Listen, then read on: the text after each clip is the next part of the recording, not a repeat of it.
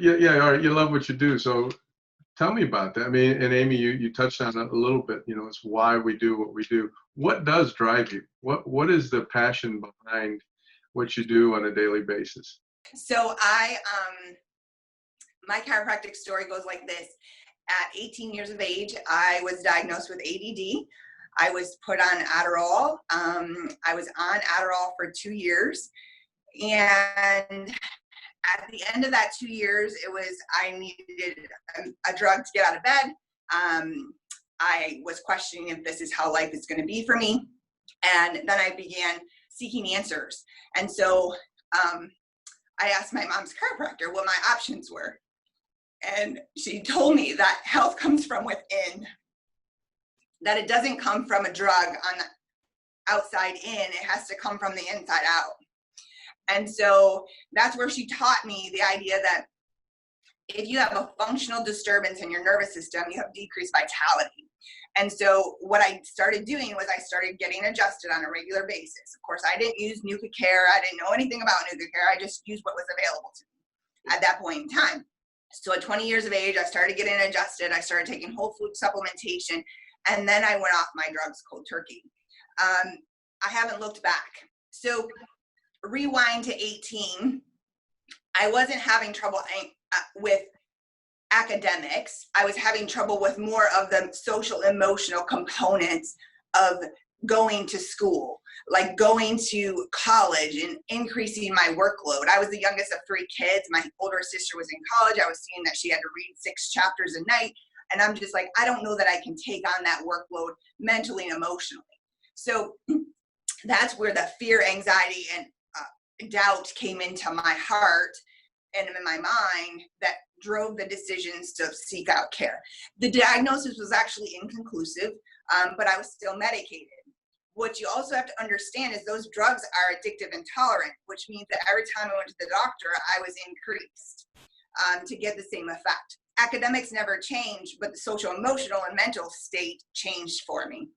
And then it started changing in a negative way. So that's when I decided that this isn't how I wanted to live at 20. In order to get out of bed, I have to take a drug. So I went off my drugs cold turkey. I started seeking chiropractic services, and I've never looked back. So that's when I decided to pursue the passion of helping other people in chiropractic. So that was my story of how I became a chiropractor.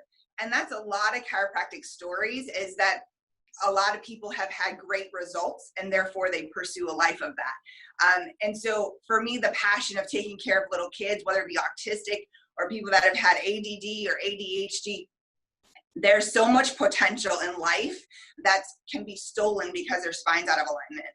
And my story, if you rewind till I was 3, I actually fell out of a truck on my head and landed on concrete. Okay, so I'm a parent. I understand that there's bumps, bruises that go on as a kid. There wasn't blood. There wasn't anything that my parents did wrong. But what did happen when I was 3 is my spine shifted out of alignment. And when my spine shifted out of alignment, it caused these functional disturbances in my nervous system for the next 15 years. And as that 15 years accumulated, you start to see decreased vitality in other areas. You see decreased immune system. So I would get the strep throat at Thanksgiving, and it wouldn't leave me until Easter. I was on antibiotic. I was double ear infection kid. I was that kid, right? And so then what you see is not only do you see decreased vitality, but then you start to see how it affects them mentally, emotionally. And so at the age of 18, that's when the inconclusive diagnosis came, the medications came. And so that's what drives me. So, I'm a mom, I homeschool, but I work part-time, but that's for me. It's not because I have to, it's because I have a passion to serve people and to restore their health like mine was restored.